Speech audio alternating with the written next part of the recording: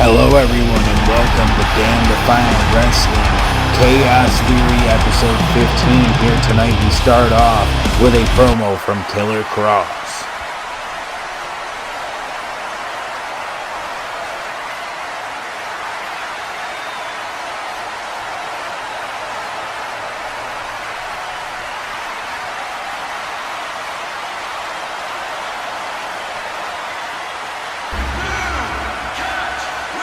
Well, Karrion Kross had a lot to say, but he was just interrupted by the new Catch Republic.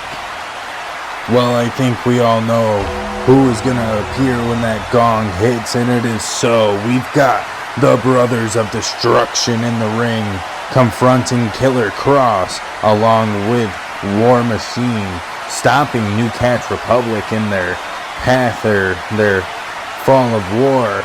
Speaking of a fall of war, the Brothers of Destruction take War Machine up and hit them with simultaneous choke slam. Well, it appears that Taker has a few words for Killer Kross.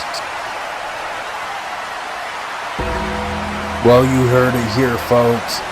It is confirmed, the Brothers of Destruction versus War Machine at Armageddon.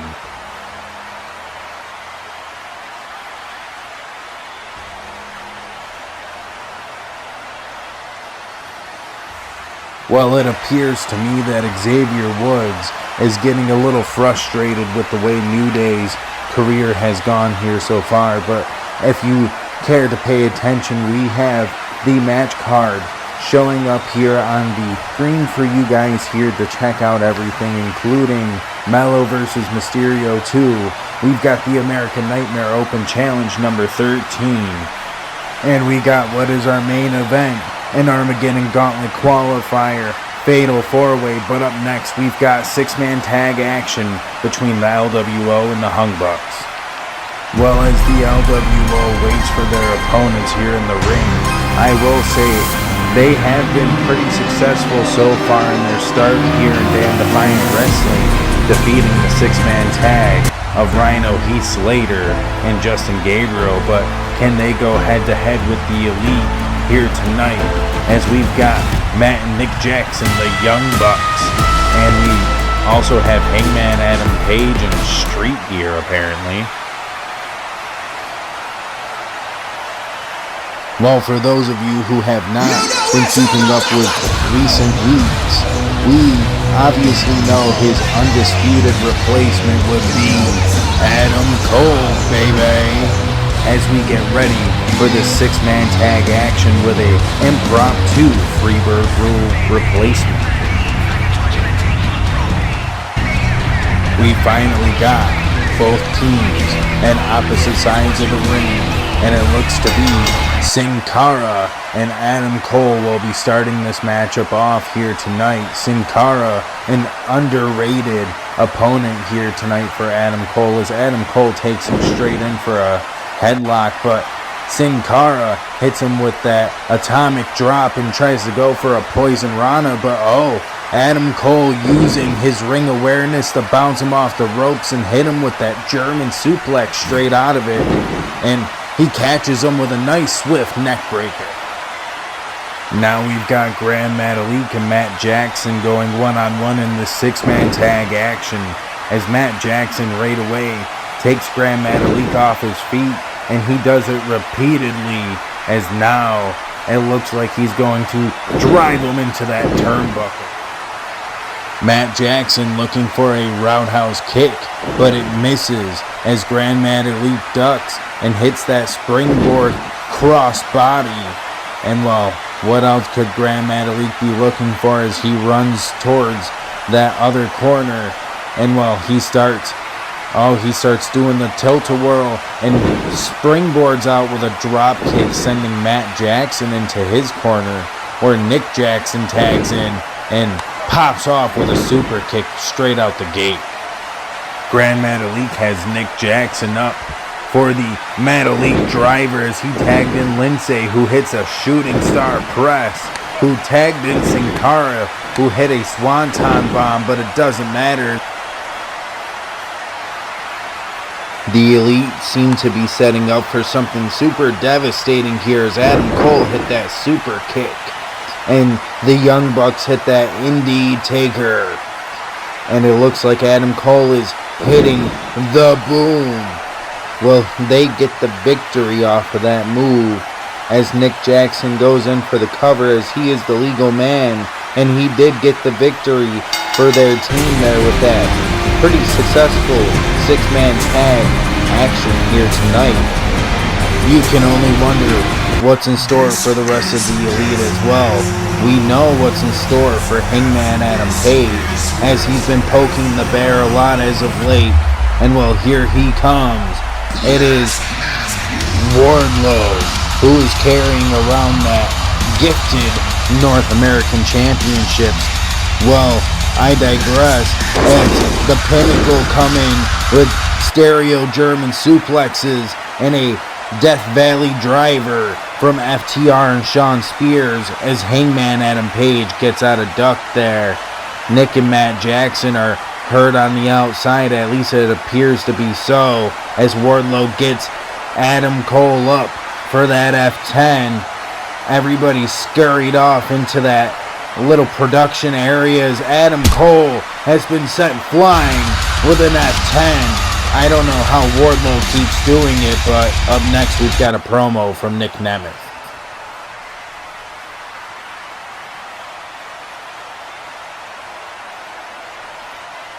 Well, now we know it's Nemeth, Rude, and Kenny, but up next we've got Orange Cassidy versus Damien Sandow.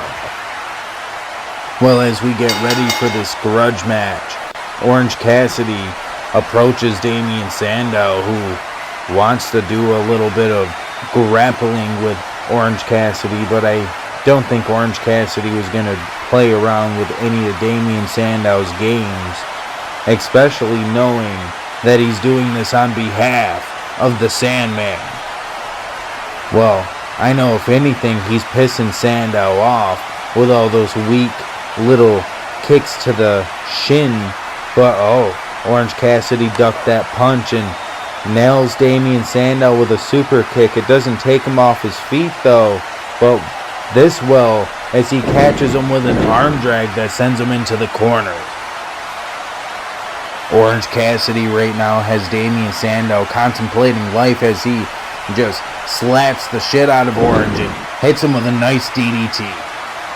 Damien Sandow has been playing with his food all match here, and while Orange Cassidy hits him with a surprise roll-up, will he get the victory?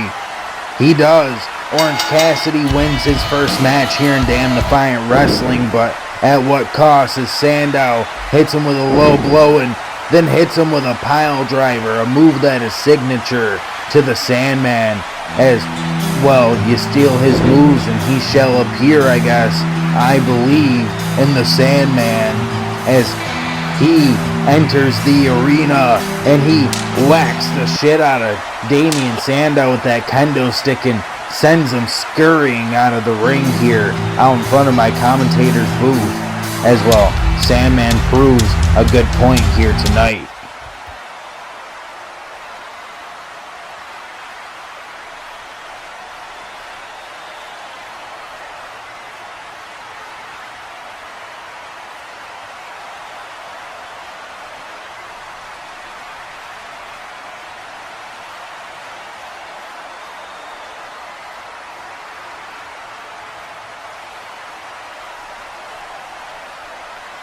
Well, I hope you guys are ready as Damn Defiant Wrestling takes its wrestling to the United Kingdom with a 4-day tour.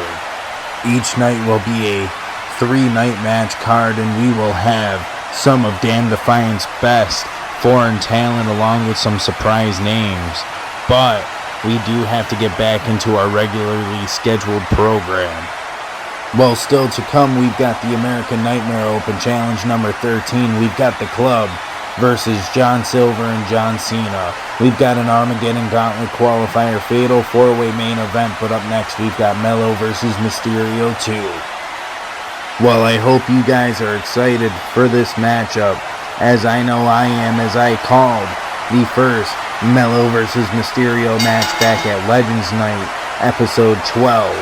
And well, here we are, episode 15, and we get to see it again as Rey Mysterio starts it off hot with a nice little kick to the thigh, as Mello looks to try to hit him with something here, but Rey Mysterio gets out of dodge and rolls him up, as he's trying to end this early, but Mello isn't having it, and Mello gets him into his own little roll up there, but Mysterio counters it back into his own little roll up. We got a nice little back and forth here from both men, as Mysterio goes for a springboard, but Mello hits him with a Russian leg sweep.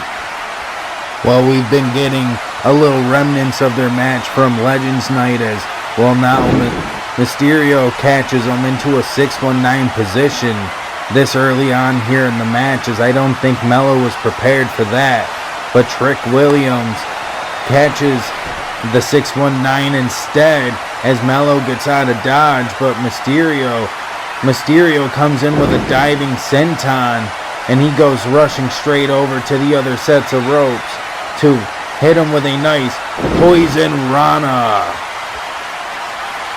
Mello looks like he's getting ready to hit something on Rey Mysterio, and oh, he goes for that front face cutter maneuver that he hit at Ladder War. If Mello's doing what I think he's doing, and I think he is trying to recreate Halloween Havoc here, but Mysterio knew better and got out of dodge.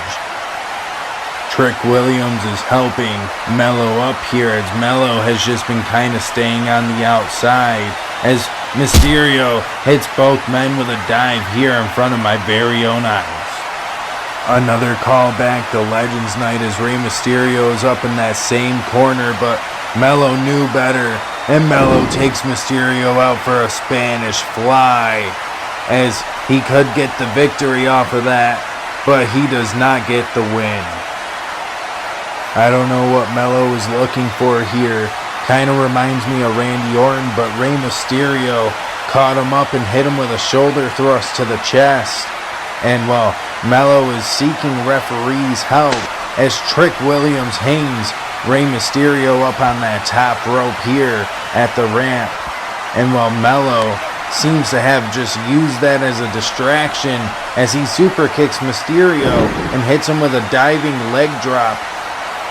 Well, he hit it backwards. I didn't really know how to describe it in the moment, but as he's showing off, he's getting ready to hit nothing but net as he climbs up to that top rope, and he keeps showing off, but it's not gonna matter, especially when Bronson Reed comes out and he takes out Trick Williams. And well, Mello is a little confused here, and he should be keeping his eyes on Mysterio, as this matchup isn't over. Mysterio with a big Hurricane Rana off the top rope, and he hits the Canadian Destroyer. What a great move to see Rey Mysterio hitting here in his later years, as Mysterio climbs the top rope, and Mysterio looks to be going for a frog splash, and he hits it shades of Eddie Guerrero with that one. Will he get the win here? And he does, as Rey Mysterio gets out of dodge immediately, and I do not blame him, with Bronson Reed climbing that top turnbuckle. Mello, look out! Bronson Reed just smushed him into that mat, as Trick Williams looks a little upset that he couldn't save Mello.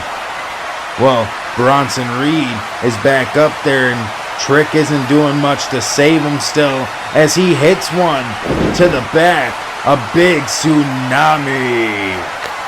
I kinda wonder what's in store for Mello, Trick, and Bronson Reed here in the future, as we get set up here for our next match.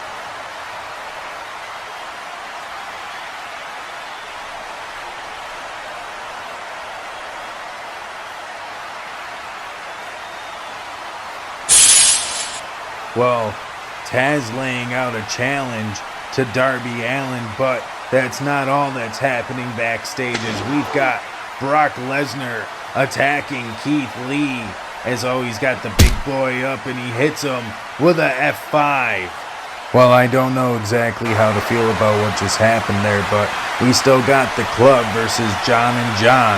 We've got the main event in Armageddon Gauntlet Qualifier Fatal 4-Way, but up next we've got the American Nightmare Open Challenge, number 13.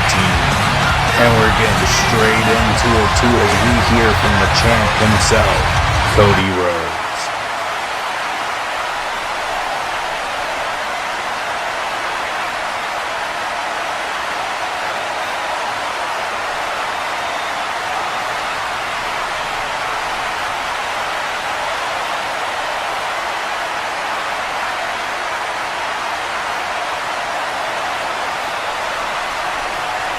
Well, I think that was well said by the champ himself as we await the challenger. And well, this is familiar music to my ears as I love 1,000 Foot Crush. But I'm not exactly sure as to who it is, especially with this red lighting and the flashing lights. Who is the man on the stage? I have a clue, but I'm not too sure until he turns around. Well, if I'm gonna be honest, those pants kind of look a little familiar, and I was right. It is the former MLW World Heavyweight Champion, Alexander Hammerstone. Well, Alexander Hammerstone has a microphone in hand, and well, he is getting ready to cut a promo on the American Nightmare himself. And well, is everything really about to change?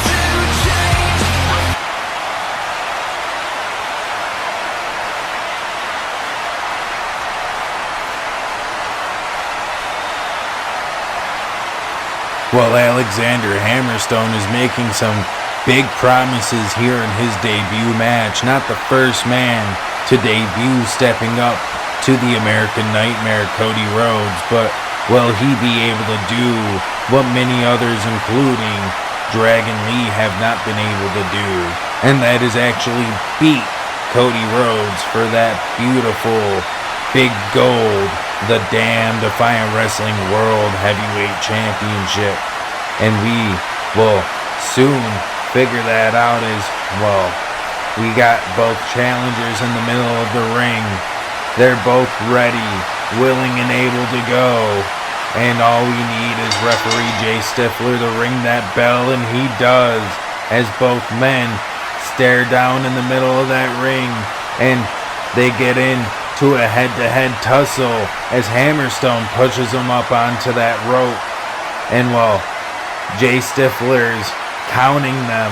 Technically he has to do that, but I would hope they're not dumb enough to hold it, and thankfully they're not, as Hammerstone invites him off the ropes, and they go right back into the head-to-head, but Hammerstone gets him straight into a headlock, and Cody Rhodes gets out of that and has him in a little bit of an arm lock, but Hammerstone showing his ring awareness as he rolls out of that and gets him up into a suplex. But what is he doing? Oh, he just threw Cody Rhodes right here in front of me, and Cody looks hurt. He looks really hurt as Hammerstone looks on. I don't know what Hammerstone is looking for here, but Cody gets out of it and sends him into our timekeeper's area. That definitely had to hurt.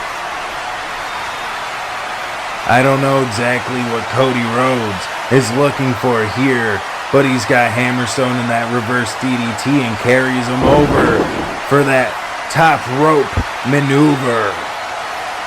Hammerstone is looking to gorilla press Cody Rhodes over his head, and he does with ease, as Hammerstone also throws him onto the ramp with ease, as Hammerstone is almost like the Thor of DDW. Hammerstone is looking to keep that offense going after throwing him onto the ramp, but Cody Rhodes gets out of that suplex attempt and takes him for a superplex of his own off the ramp. I don't know what Hammerstone is looking for it here, but he goes flying and hits Cody Rhodes with a missile drop kick from the top rope. And Hammerstone gets to his feet pretty quickly, but it doesn't matter as Cody Rhodes hits a power slam out of nowhere. Cody Rhodes has Hammerstone out on his feet, and he looks for that Cody Cutter, but Hammerstone recovered, and he hits him with a burning hammer out of that Cody Cutter. Can he get the victory? With that one, he does not. Alex Hammerstone has Cody Rhodes in a fairly similar position. I hope he doesn't throw him out here in front of us. Oh, he's actually got him up in a stalling suplex as he hits him with that nightmare pendulum. That is his main move, and it could get him the victory here. And it does not, sadly, but Alex Hammerstone shows no signs of giving up. Alex Hammerstone could be going for that nightmare pendulum one more time, but Cody reversed it. And on one foot, Cody Rhodes managed to hit that crossroads, and he looks to be in the winning race, and Cody Rhodes does get the victory over Alex Hammerstone. But what a great showing from what I'm calling the Thor of DDW, as Shinsuke Nakamura has just blindsided Cody Rhodes. And oh, Punk, he didn't forget about that belt shot from a few weeks ago when he qualified for the Armageddon Gauntlet. And speaking of another man who qualified, Drew McIntyre accidentally Claymoring CM Punk as Shinsuke Nakamura got out of dodge. At least you can think it's accidental. He might have done it intentionally. Who knows, knowing Drew McIntyre? He is a Scottish psychopath after all.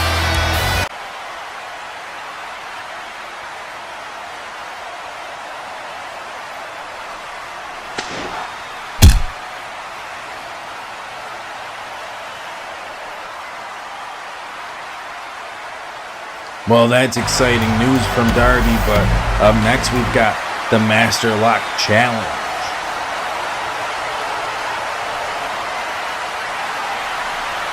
Well, I'm excited to see who accepts this open challenge here for the Master Lock Challenge. I don't exactly recognize this music. Oh, please tell me that's not who I think it is on the stage.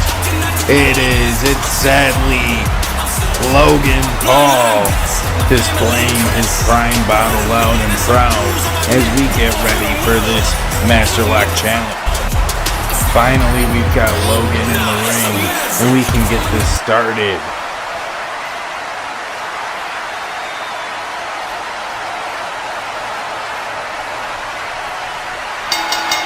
Well, I don't blame Paul Orndorff for not knowing this man's name as well. I wish I didn't know his name, as we got this Master Lock Challenge on their way, and he's got it wrenched in deep already, and Logan Paul already gave up. Logan Paul might just be the quickest loser in Master Lock Challenge history. And with all that being said, we still have the main event, the Armageddon Gauntlet Qualifier Fatal 4-Way, but up next we've got the Club versus John and John. I would just like to say thank you guys for getting this channel up to 350 subscribers. I really am excited to get into this UK holiday tour as celebration for that. And well, with that being said, we are on the road to 400, so if you guys could, feel free to subscribe. And well, let's get back into this action now, shall we? Well, it is time that we get into our second to last match, our last tag match of the night. We've got John and John versus the Club, and I am truly excited to get into this, as it's got a little bit of a stipulation. If John and John can win, they get a triple threat match at Armageddon, but if the Club wins, well, Finn Balor chooses who he wants to face. This matchup is on their way, and John Silver starting is strong with that European uppercut, but Jordan Devlin getting out of that little sleeper hold he locked him into immediately and gives him some nice kicks to the face as he wrenches his arm and that arm breaker. JD McDonough working at that arm still as he had it wrenched up in the ropes, and now he goes for a back suplex. JD McDonough has had the advantage so far in the early takings of this match as we got a tag, and Finn Balor looks to hit a coup de grace on that injured arm of John Silver. Finn Balor looks to be making a tag to JD as he looks to hit a brainbuster, but John Silver sends him into JD and hits Finn Balor with a nice German suplex, but JD hits him with a nice little soccer kick and hits him with a standing moonsault for his troubles. Well, finally, we get a little bit of John and John action as John Silver has JD McDonough up on his shoulders, and John Cena hits a bulldog. Cena has JD McDonough up and over for a fisherman buster, also known as a perfect plex. What is Cena also looking for? A little unusual, but Cena going for a powerbomb, and it got reversed into a DDT. JD McDonough has had some decent control over Cena so far as he hits that snap back suplex, and Finn Balor hit a coup de grace. And while Finn Balor is going for the cover here as John Silver comes charging in, and he takes JD up for a German and lands it on Finn Balor. Finn Balor and John Cena going toe-to-toe as Finn Balor hits Cena with a sling blade, and he gets to his feet quick to hit him with a Pele kick as soon as he got up. Finn Balor had that planned out too perfect, along with that shotgun drop kick into the corner, leading into that bloody Sunday. But Cena, he reversed it. Cena got him up for the attitude adjustment, but he misses it. Pele kick attempt failed. He got him in the the STFU. Cena, he's got him wrenched in for that STF and Silver. He comes in and he breaks up JD McDonough's attempt at anything here to save Balor's. He's got him in his own version of a STF. I don't even exactly know what that's called. But Finn Balor, he's tapping. Which means that John Silver and John Cena will face Finn Balor for the United States Championship at Armageddon, which is 2 episodes away in a sense, as we still have one more episode to go on the main card. Technically not including the UK tour.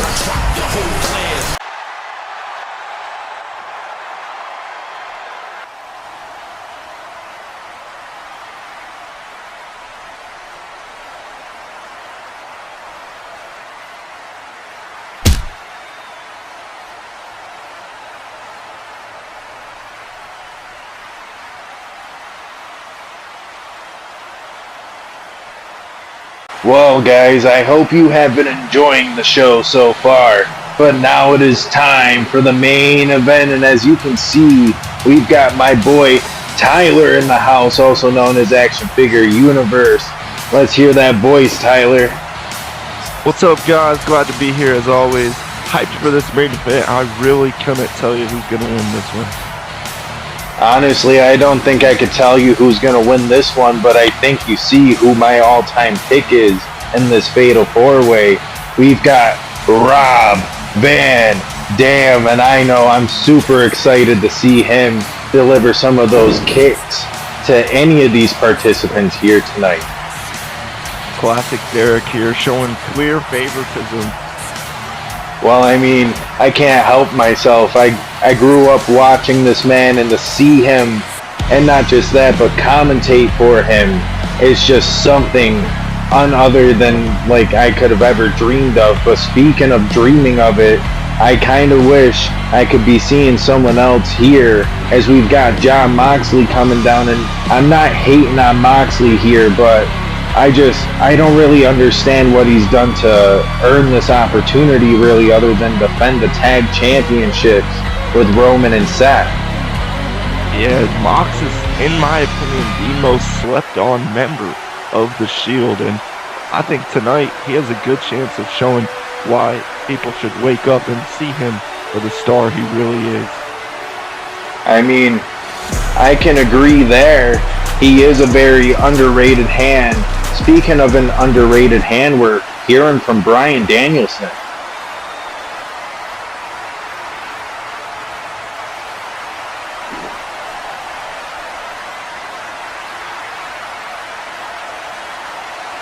Oh, watch out, Bryan. There's a Viper behind you. Oh, and Randy Orton, he has struck, and he sends him flying straight into the barricade. That'll start this matchup off a little unexpected there. But if you've been paying attention, Ladder War, Randy and Bryan, they fought Cody Rhodes for that World Heavyweight Championship, and well, the hatred started a little bit before that when they teamed up at Absolute Carnage and were able to pick championship opportunities. Well, they both ended up picking that same opportunity, if you didn't hear. Yeah, Randy and Bryan go way back. And, you know, I've never really known these two to like each other. It's almost a fight forever situation, if you ask me. Oh, I couldn't say I disagree with that, as RVD is delivering some of those kicks I was talking about, and he went for another monkey flip, and well, Moxley caught him in the corner and has him on the top rope. But what's happening here is RVD is fighting back. Oh, rolling over. He hit him with a senton from that top rope, or well, a rolling senton, rolling power bomb. I'm not even exactly sure what to call it right now, as Bryan Danielson goes through two tables. Through those tables, he might be out for the rest of the match here. I mean, honestly, I don't blame him. My back hurts just seeing that. And, ooh, speaking of back hurting, RVD's back has to be hurt after that X-Plex onto the ring apron, and oh, here comes a flying Moxley. Right in my lap. Oh man, I honestly, I did not expect that coming from Moxley. He's not really the one to go flying. But speaking of going flying, he just went flying over RVD in front of us here on the announcer's table. Randy's hearing those voices. He is indeed, and Bryan must be hearing voices. He's getting back to his feet. Oh, Randy, he's going for that back suplex into the microphone area over nearby that timekeeper. And, oh, what is he looking for? Randy hits an RKO right in front of us. We've got a lot of action going right here as RVD hits a rolling senton. There we go. I can finally call that move right. As Danielson, oh no, like the star of Nacho Libre, he goes for that flying headbutt, and it breaks the announce table. I never thought I'd see a flying goat here tonight, but we saw it. Yeah, and it broke our table, that bastard. Yeah, well, RVD gave him a little bit of a run for his money straight into those steel steps. And RVD, speaking of money, going for the high-risk maneuver, and he sadly failed with that 5-star frog splash. Looking for an RKO. And Randy sadly missed that RKO. But, oh, what's this? RVD sweeping the leg. Ooh, and a nice super kick straight to the chin. Well, Randy not going to sit down for too long. Exactly, as the Apex Predator is back to his feet, hitting that power slam on Bryan Danielson. We all know what usually comes next. Oh, speaking of that, Bryan Danielson with that roundhouse kick, and RVD rolls him up. No, it is not a 3. And, oh, straight into the submission. Bryan Danielson being that submission specialist that we know him to be, as he transitioned into the label lock. He's got RVD in such a... Oh yeah, he's got RVD in a quite interesting predicament, as I did not expect to see Moxley using our monitor here to knock Randy out cold. Oh, and what's he looking for here? Mox with the curve stomp, shades of his friend of the Shield and Seth Rollins. Like I said earlier, I think tonight could be the breakout of Jon Moxley in DDW. Honestly, he's putting on a showcase. I don't know why I was sleeping on him so hard earlier. He's got every chance to win here, and he should have gone for that cover on RVD there, in my honest opinion. But it doesn't matter, as he takes him over the top rope with that clothesline, and he's getting ready to send Bryan through that table with a Death Rider. Willing to do anything and everything to win this match. That is something that Jon Moxley has done throughout his entire career.